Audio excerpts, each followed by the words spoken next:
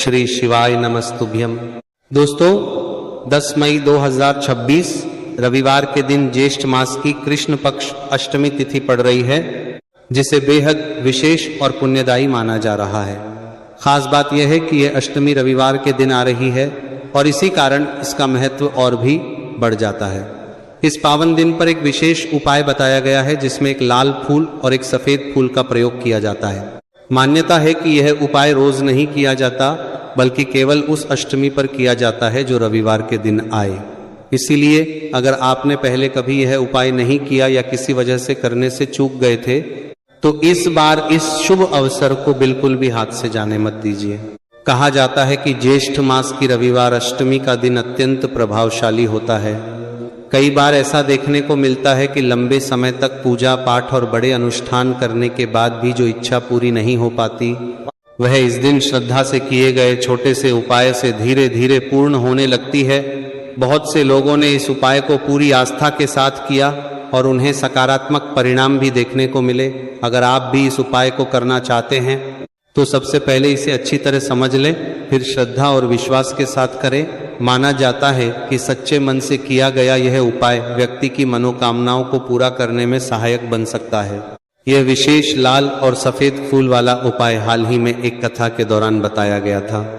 मान्यता है कि यदि घर में किसी प्रकार की परेशानी, अशांति या लगातार बाधाएं चल रही हों और उनका कारण समझ में ना आ रहा हो, तब भी यह उपाय लाभकारी माना जाता है। कई लोग अपने जीवन में आने वाली समस्याओं को पितृदोष, कालसर्प दोष, मंगल दोष या अन्य कारणों से जोड़ते हैं, लेकिन इस उपाय की खास बात यह मानी जाती है कि इसे करने के लिए आपको किसी दोष की पूरी जानकारी होना जरूरी नहीं है। बस श्रद्धा, विश्वास और भगवान शिव के प्रति सच्ची भक्ति के साथ इस उपाय को किया जाता है। उपाय एक लाल फूल और एक सफेद फूल का विशेष उपाय। ज्येष्ठ मास की कृष्ण पक्ष अष्टमी जो रविवार के दिन पड़ रही है, उसे बहुत शुभ और प्रभावशाली माना गया है। इस दिन किया जाने वाला एक लाल फूल और एक सफेद फूल का उपाय विशेष महत्व रखता है। मान्यता है कि यह उपाय घर की नकारात्मकता, रुकावटें और लंबे समय से चली आ रही परेशानियों को धीरे धीरे कम करने में सहायक माना जाता है। इस उपाय को घर का कोई एक बड़ा सदस्य, विशेष रूप से घर की माता या बहन, पूरे परिवार की सुख, शांति और मनोकामना पूर्ति के लिए कर सकता है। उपाय में एक बेलपत्र, एक शमी पत्र, एक लाल फूल और एक सफेद फूल लिया जाता है। इन सभी को भगवान शिव के मंदिर में श्रद्धा के साथ शिवलिंग पर अर्पित किया जाता है और मन ही मन अपनी समस्या और इच्छा भगवान शिव से कही जाती है। यह उपाय सुबह या प्रदोष काल यानी शाम के समय किया जा सकता है। उपाय 2 जल अर्पण उपाय।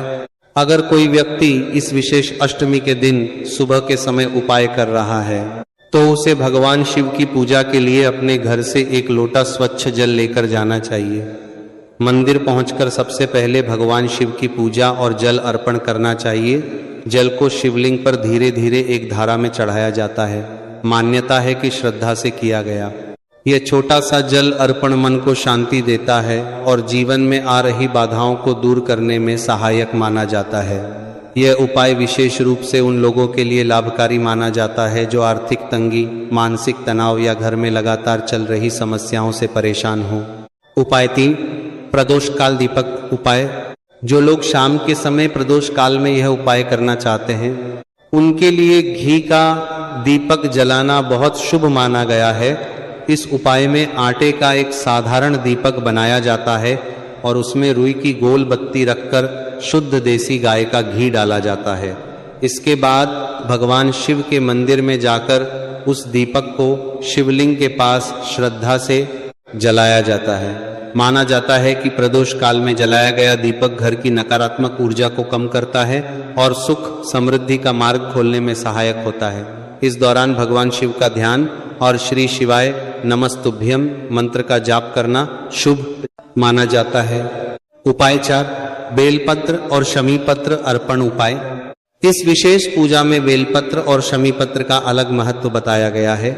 सबसे पहले बेलपत्र को शिवलिंग की जलाधारी के ऊपर माता अशोक सुंदरी के स्थान पर अर्पित किया जाता है। उसके बाद शमी पत्र को उसी स्थान पर श्रद्धा से चढ़ाया जाता है। मान्यता है कि बेलपत्र भगवान शिव को अत्यंत प्रिय होता है और शमी पत्र जीवन की बाधाओं को कम करने का प्रतीक माना जाता है। जब इन्हें सच्चे मन से अर्पित किया जाता है तो घर में सकारात्मकता और शांति बढ़ने की भावना जुड़ी मानी जाती है। उपाय 5, लाल और सफेद फूल अर्पण उपाय।